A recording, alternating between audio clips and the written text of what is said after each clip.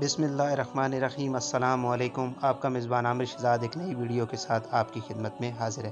معزز ناظرین، آج ہم سورہ احزاب کا ایک مختصر سا خلاصہ سننے کی سعادت حاصل کریں گے۔ سورہ احزاب مدینہ منورہ میں نازل ہوئی۔ اس صورت میں 9 رکوع اور 73 آیتیں ہیں۔ احزاب حزب کی جمع ہے اور اس کا معنی ہے گروہ، جماعت اور لشکر۔ اس صورت کی دوسرے اور تیسرے رکوع میں غزوہ احزاب کا ذکر کیا گیا ہے۔ اس مناسبت سے اس صورت کا نام سورہ احزاب رکھا گیا، اور چونکہ مشرکین مکہ، یہودی اور منافقین متفق اور متحد ہو کر مدینہ منورہ پر حملہ آور ہوئے تھے، اس لیے اس غزوہ کو غزوۃ الاحزاب کہتے ہیں۔ نیز نبی کریم صلی اللہ علیہ وآلہ وسلم نے اپنے جانثار صحابہ کرام رضی اللہ تعالیٰ عنہم کے ساتھ مل کر مدینہ کے اطراف میں خندق کھود کر مدینہ کا دفاع کیا تھا، اس وجہ سے اس غزوہ کو غزوہ خندق بھی کہتے ہیں۔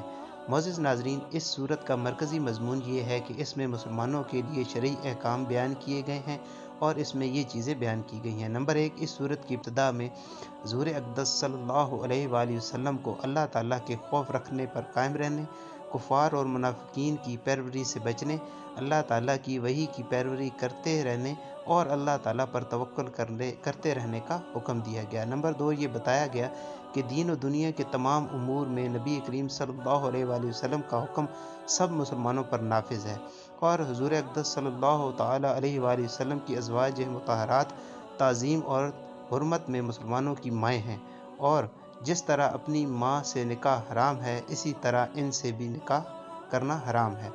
نمبر 3، غزوہ احزاب کا واقعہ بیان کیا گیا، جس میں غزوہ احزاب کے دن مسلمانوں پر کیا گیا انعام یاد دلایا گیا، منافقوں کا طرز عمل بیان کیا گیا اور ان کی سازشوں کو ظاہر کیا گیا۔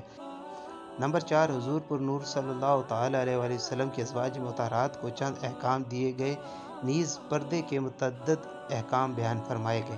نمبر 5، حضرت زینب رضی اللہ تعالیٰ عنہا کے نکاح کا واقعہ بیان کیا گیا۔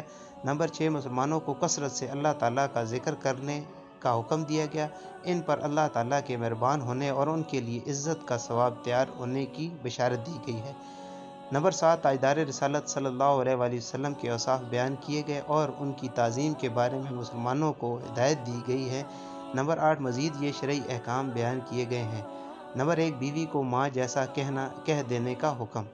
نمبر 2، یہ بتایا گیا کہ رشتہ دار ایک دوسرے کے وارث ہوتے ہیں، کوئی اجنبی دینی برادری کی وجہ سے کسی کا وارث نہیں ہوتا۔